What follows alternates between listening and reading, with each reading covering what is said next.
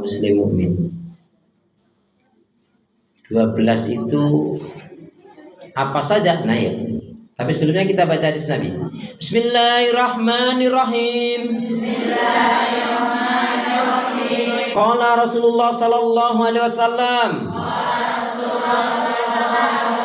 Min husni Islamil mar'i tarkuhu ma la ya'nihi.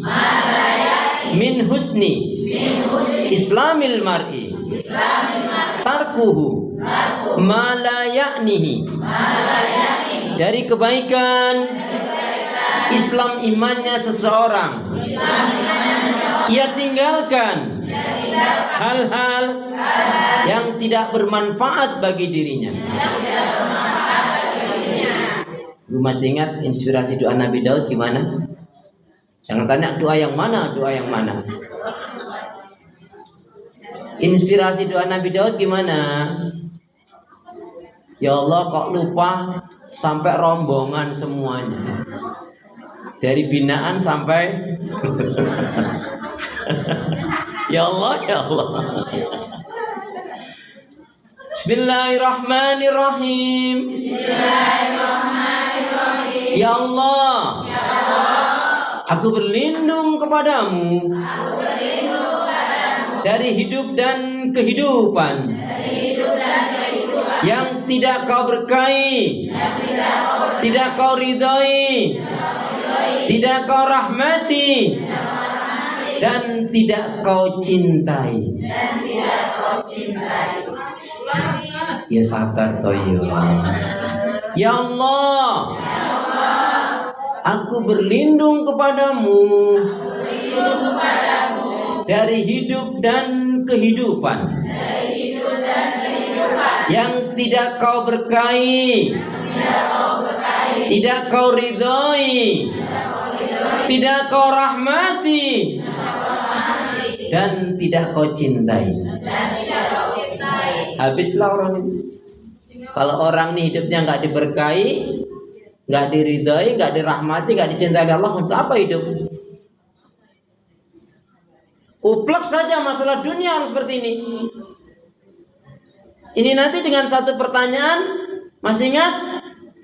Mahalnya sehat, bernilainya sehat, berharganya sehat itu kapan? Halo? Assalamualaikum? Bernilainya sehat, mahalnya sehat, berharganya sehat kapan? Saya ulangi. Bernilainya sehat, mahalnya sehat, berharganya sehat itu kapan? Ketika siapa yang ngajarin kayak gitu? Ini perhatikan.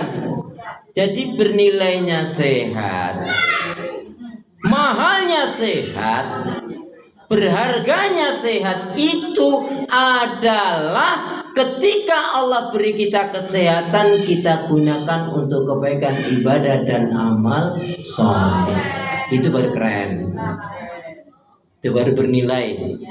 Contoh, ada loh orang sehat tapi kafir ingkar, sehat tapi sombong, sehat tapi ngerumpi, sehat tapi cerai, sehat tapi ngungkit-ngungkit kebaikan, sehat tapi dengar azan kaget.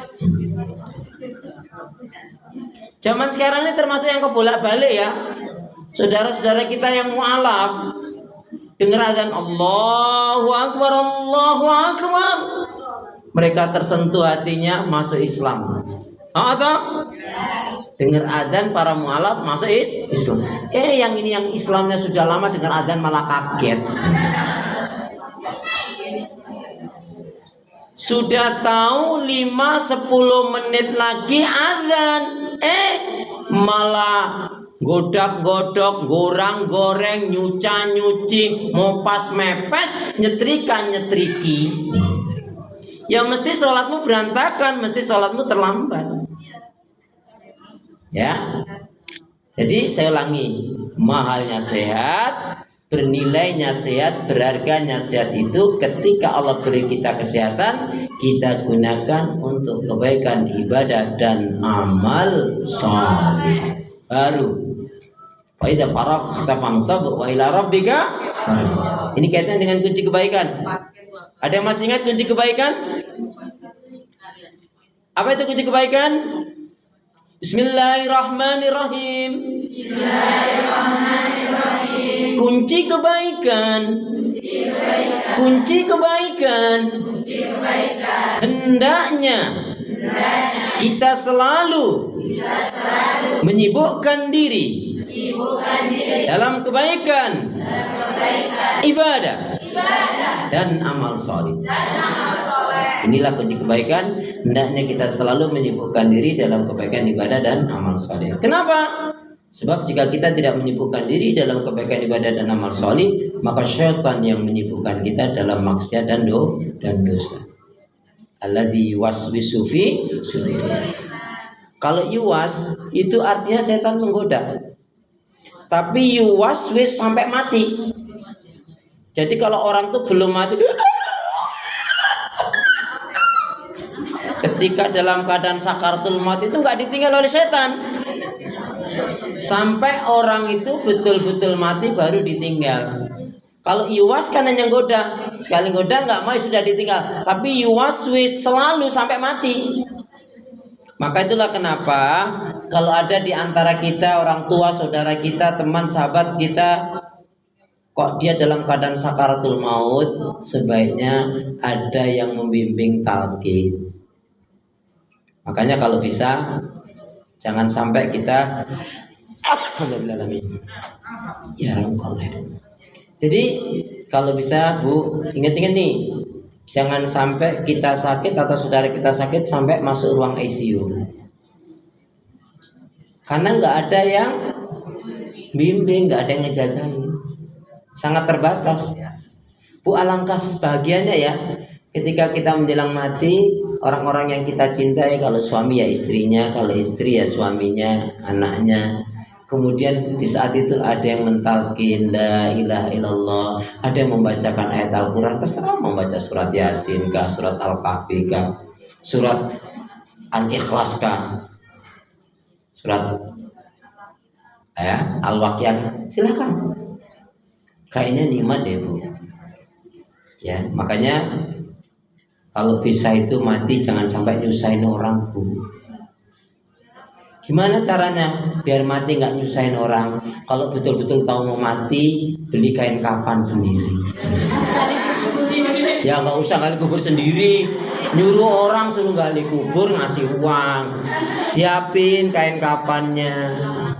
Makanya jangan lupa nih kalau mau tidur itu pastikan nih, halo Bu, kita khawatirnya tidur terus bablas nggak bangun.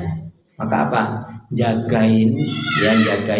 Kalau mau tidur tuh jangan lupa baca ayat kursi, Al-Fatihah, An-Nas, Al-Falaq, Al-Ikhlas, paling tidak itu. Kemudian doa. Sekiranya Allah mematikan kita, insya Allah kita termasuk bawa bekal yang baik, husnul khatimah. Amin. Ini pengalaman saya, tapi saya juga kadang-kadang belum istiqomah. Saya naruh Quran tuh di atas bantal. Apa alasannya? Saya kalau mau tidur kan mesti nyingkirin Al-Quran kan. Gak mungkin kan Al-Qurannya tuh bantal. Masa cuma disingkirin doang? Nah, dibaca, taruh di sampingnya atau atasnya itu. Nah, nanti bangun tidur setelah alhamdulilladzi ahyana ba'da ma amatana wa ilan nusur, duduk sejenak, baca lagi ayat Al-Quran. Itu butuh pembiasaan. Bisa karena biasa dan membiasakan diri dengan minta pertolongan kekuatan pada Allah. Coba deh berasakan. Beda loh Bu. Jadi mau tidur ya kita baca Quran, terserah. Ya mau 5 ayat, mau 10 ayat, pokoknya saya mau tidur harus baca Quran. Loh, itu kalau kita sendiri tidak memulai ya nggak bisa-bisa. Kan lebih baik dipaksa masuk surga daripada dibiarkan masuk neraka. Ini amalan yang ringan loh. Masa jenengan naruh ini Quran di bantal, di atas bantal, masa cuma dipindahin aja? Ya kan? Loh, itu satu amal soleh yang perlu kita punya kiatnya. Alangkah nikmatnya loh. bangun mau tidur kita baca Quran, tidur ya Allah, bangun lagi kita memulai sesuatu dengan membaca Al-Quran walaupun tidak banyak, biar lidah kita ini terkendali. Kenapa? Karena banyak orang masuk neraka dikarenakan lidahnya. Baik pria atau wanita sama, yang sama banyak masuk neraka dikarenakan lidahnya. Karena lidah harus dijaga.